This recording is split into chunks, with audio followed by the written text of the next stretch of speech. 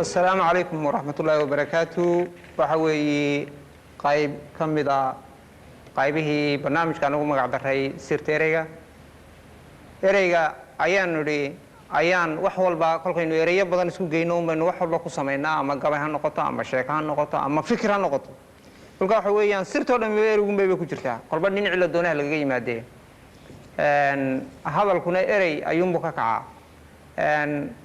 waxa halkan maanta ila fadhiya ragii kolka ereyga isticmaalkiisa adeegsigiisa meesha heerka sare gaarsiiyay rakamida Cabdi Aadan Qays aan kala hayga fadhiya Maxamed Xaashi Dhamac Kaariye Cabdi Maxamed Amiin oo isna rag halaburada waaweyn kamida iyo Abubakar Muuse oo in media isna caan ku anigoo ma garanaysaa qaybaha uu ka kooban yahay ay maanta kuleyba uu cabdiinta badan noo wadi doono bal Abubakar hadda inoo sheekada horena waxaan uga hadalnay qofka abwaanka duruufta ku shaqeeyo siyaasadda wadanka dhaqaalaha dhibaato wixii ka iman kara waxay oo ka waran laakiin taariikh ahaan hadaan dhaqanada kale dibadda dib u raacno hadaan tagno mesela Yurub waxaan oran karnaa waqtigii Tsaariyiinta waqtigii boqortooyada ay jireen qofku hadduu ra'yigiisa cabiro waxa dhacaysa god madow lagu ridayaa ama naftiisa la goyn hadiisa la jiris waqtigaasi Soomaalidu waxay ahayd hadal horta la iskuma qoonsan jirin la iskuma qabsan jirin oo ninkuma birbu ku gooyon baa loo jiray uu hadlawna waxba ma galabsanine waxba ma galabsan muddo waxay European ka soo wareegeen ka soo wareegtay waxa iyagu soo durkeen intaas xorriyatul qowlka waqtiyogan dambe dawladnimada oo aad moodo dhaqankii inagu aan lahayn mid waafaqsanayn oo duruuf kale oo jidida abuurtay waayo cusub dhalisay iyad moodaa inay waxoogaa jeedha dhaqankii Soomaalida gaar ahaan mitaal kan u qaadan wixii ka dhacay Soomaaliya gaar ahaan kolka waxaan marka ka dambeysay u soo durkeen inta la iska meesha ka jiray cabaraad ra'yiga ay ku noqoto marka ka dambeysay dambiil oo hebel saas u yiri halka hawsha wadanka laga wadi lahaa hebel saas u yiri heblaaya sidan kale tiri heestan buusan uga jeeday maxay kale leeyahay oo iba noqoto halkii wax kale laga hiigsan lahaa ay noqoto qofka afkiisa in la leeyahay sida marsada wax ka soo galo kale ama wax ka bax loo ilaaliyo marka in waxa dhacda ragan yaa iga si joogay oo dhibaatada qaar kood ay ku dhacday waxa dhici karta qofku inuu gaari karo ilaa dhibaato xarig waqtiyo fara badan oo laga lumiyo cadaadis xagga maskaxda la saaro moraalka dhaqaalaha qofkii la urdudubo leeyahay war qofkan ra'yigiisa cabaraadiisa ay naga horjeeday waan leeyahay waa in wada lagu rido la hanuuniyo la karbaasho qaar qoladooda lagu salido war ninkan meel hada shiin maxay kala waxa waa moraal waa hees wada socoto oo similaad u wada dhacaysa marka bal waxaan jecelahay horta Cabdi in bal wixii in aad ku ogeyd ama ra'yi ahaan maanta aad ku oran karayso waqti yar baa laga joogaa waqti intaas dhamaatay rajaynana inay dib dambe u soo noqon maxaa adigu aad ku oran lahayd ra'yigaas wallahi ra'yigaas waa sida aad u sheegtay oo waxa weeye waxaan maxaan ku dhahday yani suugaanta ama fanku ilaa iyo bilowgii maxaan ku dhahday wax dawlad la yiraahdo ay dunida ka bilaabatay wax dagaalkiisa sida aad u sheegtay yani soo jiray uu weeyaan ku soo jiray oo iska soo horjeedeen had iyo jeer qof wax cadaadinaya oo gaar ahaan ragii boqortooyinka ahaa ee Yurub ka kacay iyo wixii ka dambeeyay yani qof wax cadaadinaya had iyo jeer suugaantu ay ka soo horjeeday iyadoo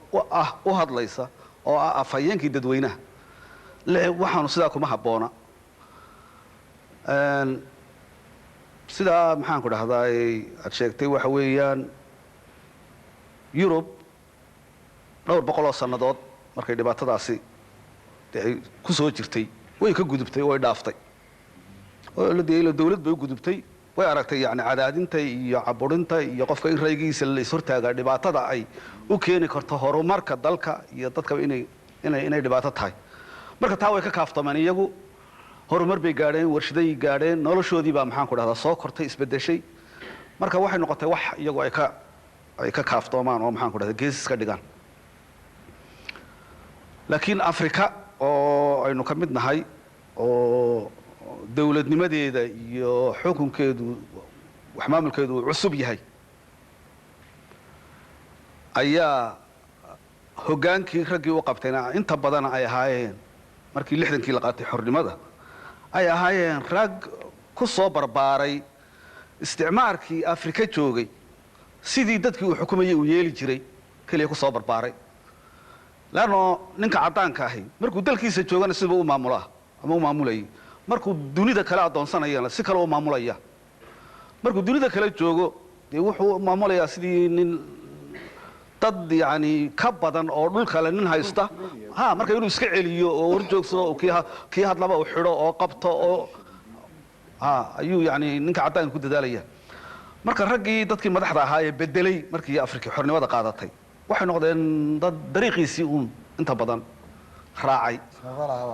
oo mooday in yani in qofku inuu hadlo ku odhanaya war ingiriiskiiba oo talyaanigiiba oo magaciisiiba saas u yeeli jiray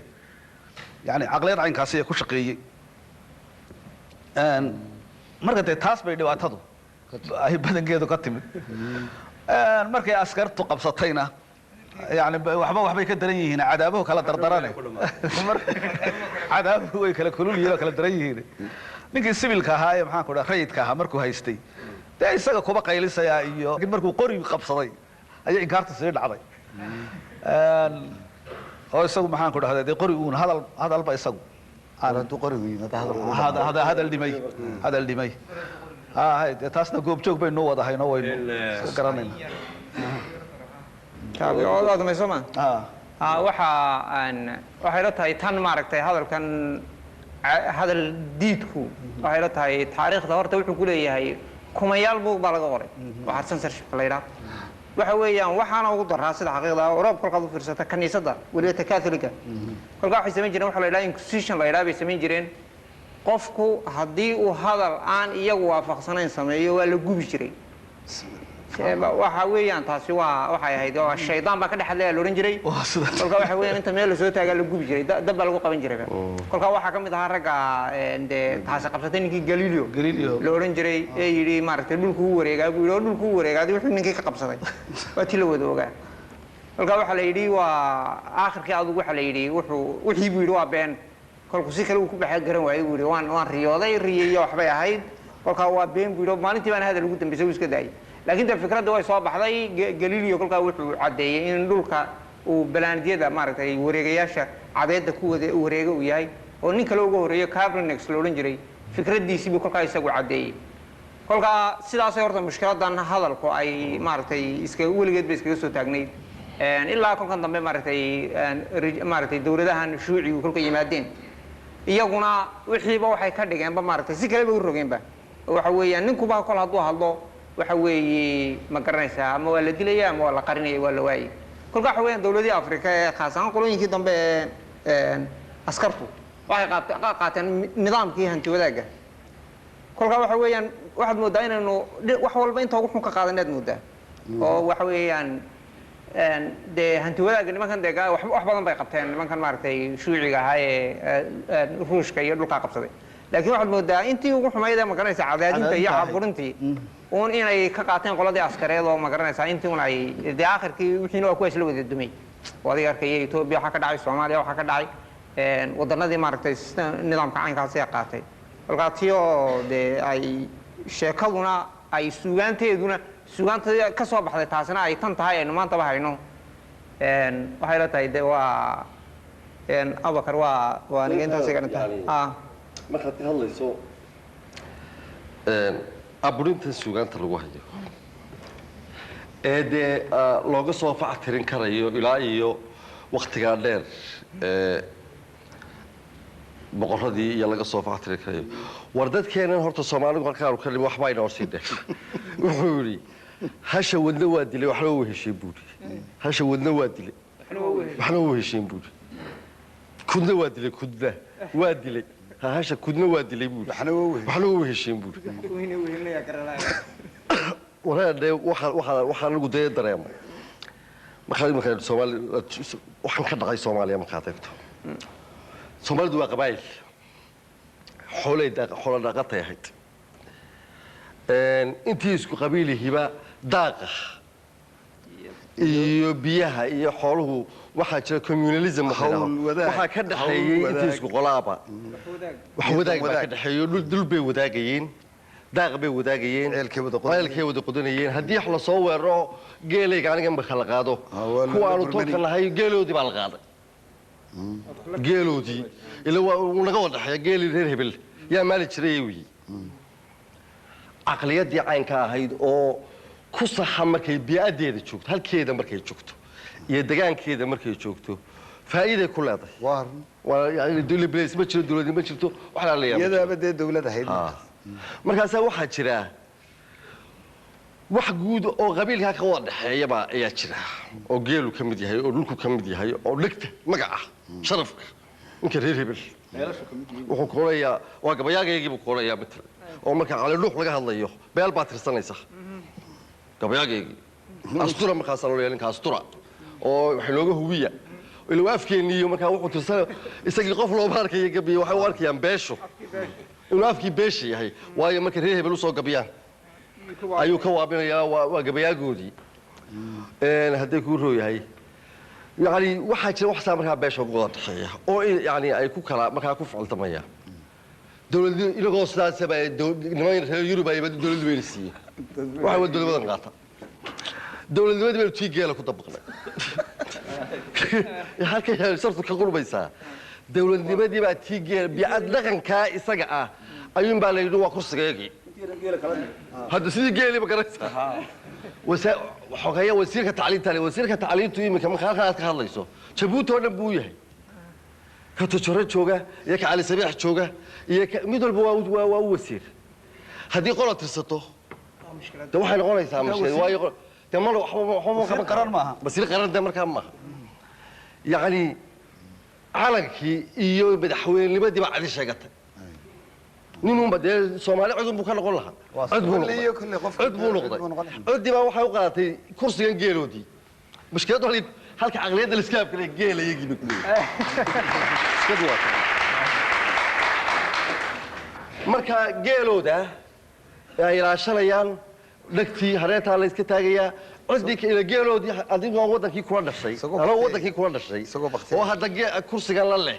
اللي هو بدحوين ما يمكن أنا الله أيوب وحو قاتي هدان كبا هدلو نيش الشيء يوسف رجلي جيلودي أدو شغل حبو كيبي وحو قال لي إنك توجيه شيء وروة كان كل شيء وروة هرجس كل شيء وبرجي إلى أوجد هرجس كل شيء وهل كان هذا يقول تبغى يقول قبضته جيل وحلات جيل هذا يقول هستوان كل الله سجات وقت تنو بين هيد والجيل ولا قد حيا يوم أنك رهيب له مركزات سجانتي يعدي كلها تاك صور جدته سجانته كلية معها واحد كنت تحتها أنت هل تولد تكتب متعلمين تاعها صح هذا يا مي واحد ملك دين وما تعود عليه أيام بدأ حلقة فلسطين